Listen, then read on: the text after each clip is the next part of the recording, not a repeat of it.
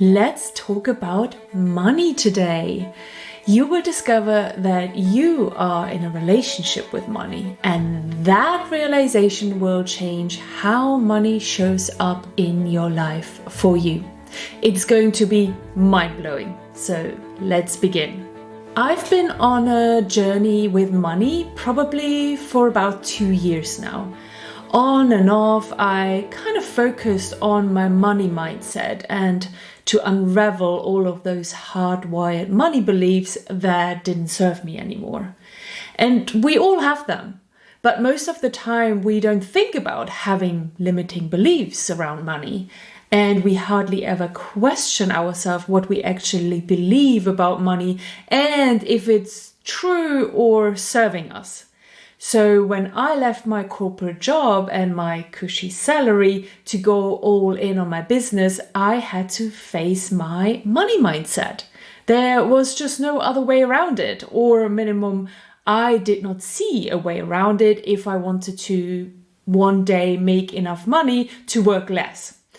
I realized that I am just not satisfied anymore with that status quo and the beliefs that most people have about money. So I decided to change it.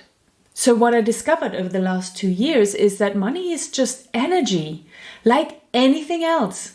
Money is an energy and a resource that is available to us to live our lives here on this earth. And any meaning that we give it is just a meaning that we give it. It does not actually have a meaning in itself.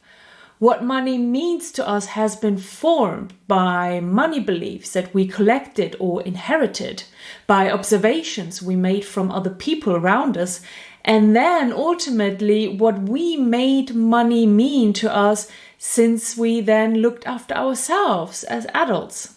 What makes money so special is that there are very strong opinions all around us in our society, obviously. But when it comes down to it, what is money truly? We use money to trade resources.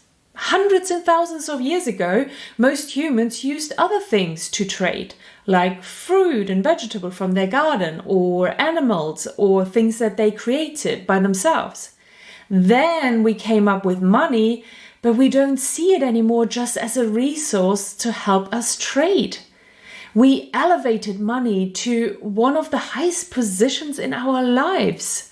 We give it a higher meaning than it really needs to have and actually wants. And because we lifted it up so high, we made it hard to reach, hard to get, and hard to keep. As if it's an elusive lover that we could never convince to be in a relationship with. As if it's a holy grail to everything we ever dreamed of. But really, money in itself does not give you that. It does not give you your dream. Money just gives you the ability to get what you want, your dream. In this episode, I invite you to look at what your current relationship is with money. I am currently focused on that myself, so I'm doing this for myself. And I know I don't have the best relationship with money yet, so that's why I want to work on it. If I reflect on how I think about money, how I behave towards money, and how I often feel about money, no wonder that money is not chasing me. I would not want to be in a relationship with myself if I were money. Does that make sense to you? Think about this. When you observe yourself in your relationship with money, would you want to date yourself? Would you feel loved, cared for, respected, and desired if you were money in your relationship with money? Isn't that the most mind-blowing perspective you have ever heard about money? I just love it. When it comes down to it, we are all in a committed relationship with money. There is just no way around it. The science of quantum physics and quantum entanglement shows us that we are connected with everyone and everything we ever come in contact with. For the rest of our lives, our cells and our energy is connected. And obviously this applies as well to money. And given how much we talk, think, complain, argue, and worry about money, that relationship is pretty committed. The question is if it's a good relationship to be in. If you are overly controlling about money, then you are sending the signal that you don't trust it. You don't trust that it keeps coming to you or that it's going to be enough for you. If you are constantly worrying about it all the time, then you are giving off a signal that you don't believe in the money's commitment towards you, as if it's going to run off and never come back. And if you keep complaining about money, calling it maybe even evil, problematic, or bad, then you are not giving a good enough sign to say that you like money, or especially that you love money, right? Just think about it from a perspective of a relationship with a person. What if your partner controls you, worries all the time if you are really committed, and then constantly complains about you and calls you evil, problematic, and bad? How quickly are you going to get out of that relationship and run off, right? Pretty quickly, I would guess. Well, what do you think money is doing? Maybe the same? Be honest with yourself. If you are money, would you be married, committed, or in a relationship with yourself? In my own case, I honestly can say no. The way that I think about, treat, and feel about money, nope. I would not want to date myself. And this is the perfect opportunity to do something about it. I'm so grateful. I'm so happy for this new way of looking at money. And my thanks actually goes to 𝗪𝗔𝗘𝗧𝗧. She's my favorite manifestation and money coach. And she has shared this perspective with me.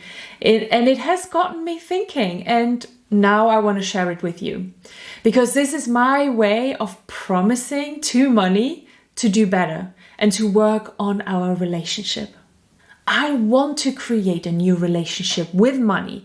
And this new way of thinking about it truly helps me with that. Until now, I mostly focused on removing limiting beliefs and money blocks in my subconscious mind. And that's truly important too. This is an important step in the process. One of my earlier episodes, number 39, was about how to discover and let go of those limiting money beliefs that we collected throughout our whole life. So listen to that episode to learn more about that step in the process. But I've been doing so much work over the last 2 years in this area that I know it's time to kind of move on and do something else. And I kind of asked for it, and there it is. It came to me, this new way of looking at money, thinking about being in a relationship with money. This analogy is so freaking powerful. It gives us so many layers and points to look at, so many opportunities to improve our energetic connection to money, so it can actually do what it's there to do, to serve us, to provide for us, to support us, to experience this life on earth. It's a completely neutral tool that is available to us. And if we wanted to, we could use it to have all the money necessary to fulfill our desires. But instead, we allow all these layers of societal money beliefs and money blocks to cloud our connection with money. We take on those glasses of other people's viewpoint of money and use them as if we think that they are the truth. But they are not. They are just glasses that we could literally take off and, if we wanted to, throw them into the bin. Because none of these beliefs are the truth. Because you can always find examples and people where it doesn't apply to. And if it's not 100% applicable to every person, then it's not a fact and it's not the truth. So what kind of glasses would be helpful for you to take off and literally throw into that bin? How do you want your relationship with money to truly look like? If you want money to serve you, provide for you and support you, how do you imagine you better treat money going forward? The answers to these questions will show you how money has shown up for you up until this point in your life. It will explain it. Shifting your beliefs and shifting your behaviors in your relationship with money will massively tip that scale. You're going to open the floodgates to a level of abundance that you can't even imagine. That's what I wish will happen to you and to me as well. Money, like the universe, is on a frequency of being here for you, to protect you and to support you. It all depends how open you are to receiving it. To help us change our perspective and subconscious programming around money, I created a subliminal for us. So you can listen to it while you work, while you drive your car, while you go on a walk, while you run errands, while you sleep. It doesn't really matter. It will help you to install new money beliefs in your subconscious mind.